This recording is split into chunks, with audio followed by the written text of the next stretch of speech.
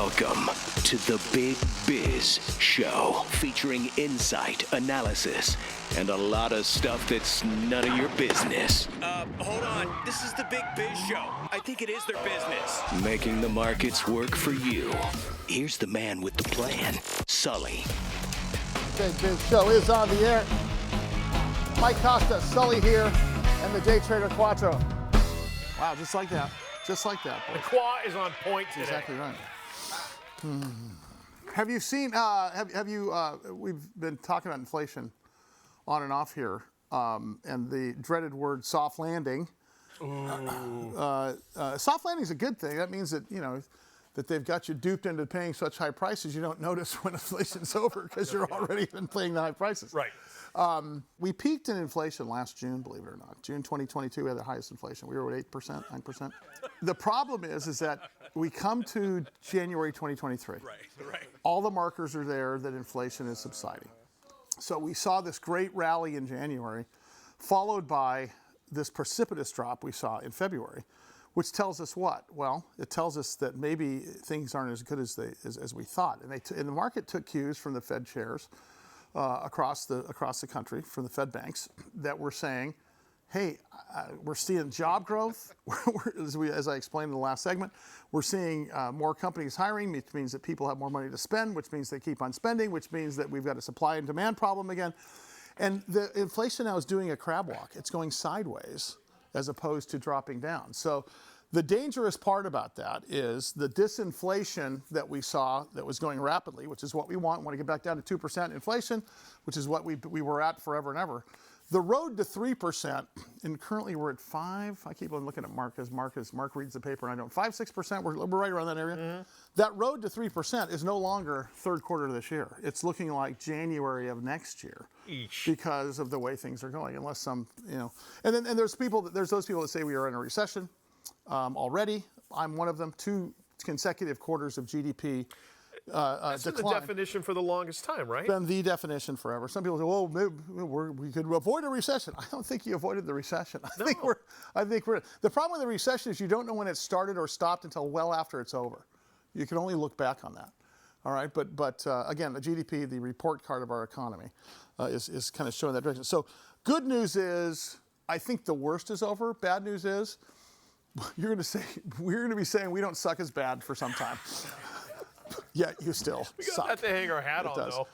Okay, listen, we got an email from one of you. I think it was a TV audience member that emailed one of our executive producers, said, you got to talk to these guys at Ondas Holdings. They have a drone in a box. They do wireless networks, private wireless networks, but not the way you think. They are a software-based provider in higher bandwidth for government applications, for example, and many, many more. Eric Brock is the chairman and CEO. They are publicly traded under the stock symbol ONDS, and he joins us here on the Big Biz Show. Eric, how are you, sir? Thanks for swinging by.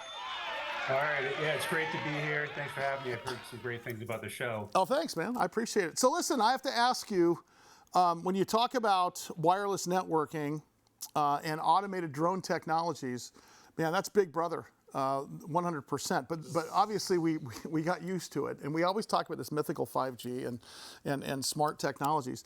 Talk about where you guys fit in the whole picture here, because I can't wait to hear about your drone in a box and everything else you guys got going. Yeah, sure, and I'll describe the technology, and we may want to focus on the drones, but maybe just introduce. So we do provide what I describe as platform technologies to critical markets. And when I talk about critical markets, I'm talking about railroads, utilities, oil and gas, and government. And when it's government, for us, that's typically going to be public safety, homeland security, fire, law enforcement, things like that.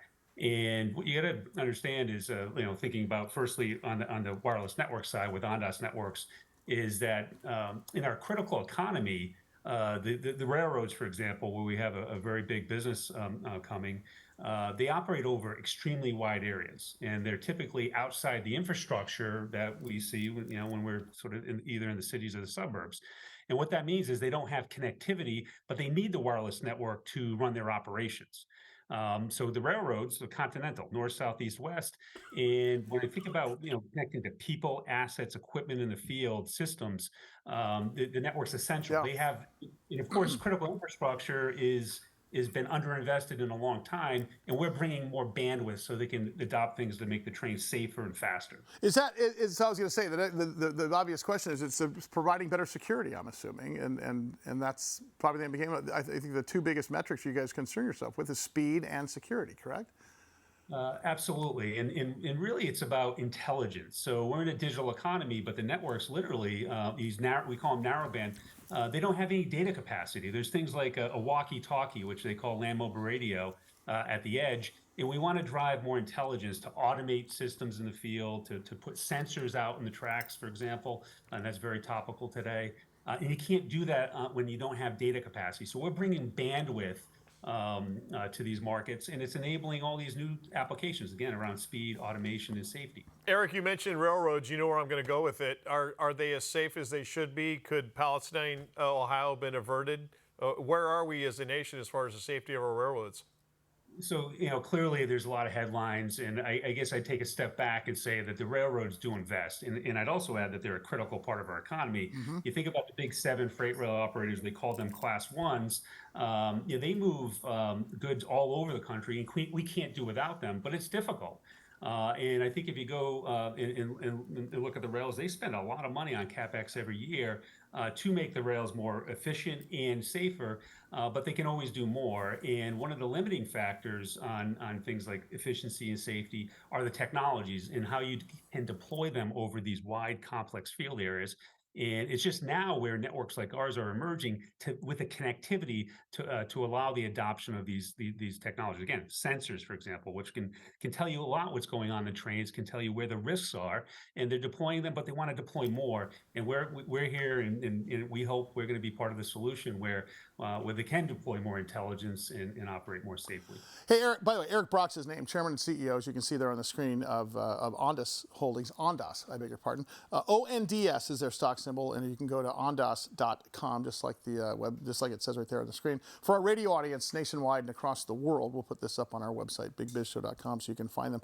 Let's talk about the drone in a box. Let's talk about your Optimus system, which is a fully automated drones platform. That's some exciting stuff. Talk about what it does, because either you're getting pulled over by RoboCop, or that's one of them behind you on your right shoulder, correct?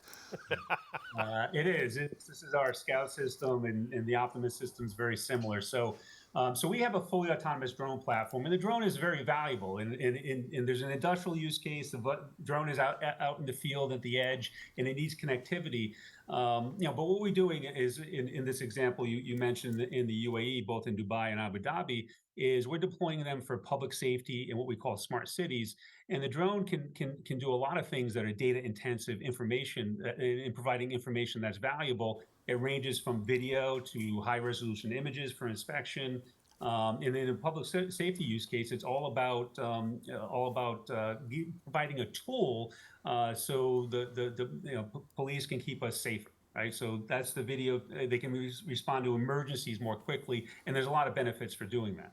I think the exciting part of this thing is if you think in terms of what you guys are moving towards. The key word here you keep on saying is automation, right? And autonomous automation. That means savings, and that means more secure in terms of what your clients are expecting. Is that accurate? Yeah, absolutely. So if you wanted to, so think about the value of the drone. Again, it is a data solution. It's providing information that's valuable. But for every drone, if you wanted to deploy it, you had to have a person follow it around as a pilot or a visual observer. That really gets cumbersome, and it's complex, and it's overly expensive. It takes the value. The value of these technologies can really be scaled when you take the human element out. Not only is it less costly, it's more reliable. So we have a drone in a box, and the box is a base station. A lot of things going on in that base station, but we install them throughout a city. And then the drone is available for regular missions. They're pre-programmed. They're all either operated or overseen from a central command center, which is a dispatch center. So the autonomy really is what allows us to scale. And that's really where we're particularly unique and proprietary. We can do this. We're kind of first to the end zone, if you will, sure, on all the been trying to do this. Once again, name of the company, Ondas Holdings. You can go check them out at ondas.com, and of course their stock symbol ONDS. What are you guys looking forward to 2023? What's next for you guys that you can share? Well, I think we've been doing a lot of hard work at bringing these platform technologies, working with the customers, and we're talking about big guys. I mentioned the BNSF, CSX, Siemens, the public safety application, which is we're doing in the UAE, and now we're transitioning towards deployment, right, and scaling. And that's what all 2023 is about. We've been validated. We're seeing an inflection point, and we think there's really big growth. But I'd add, we're really just beginning on what I think is a 10, if not 20-year boom in the technologies that we're deploying, and we like our position. So 2023 is the year where it comes together, and we start to see that growth. Well, let's get you back here and talk more about this. I love it. Thanks, Eric. I appreciate it. Eric Brock is his name. Name of the company, of course, is Ondas Holdings. Ondas Holdings. ONDS is their publicly traded symbol. NASDAQ company there. Ondas.com. All right. Big Biz Show. Oh, look at you guys. Wow. Calling an audible. Wow.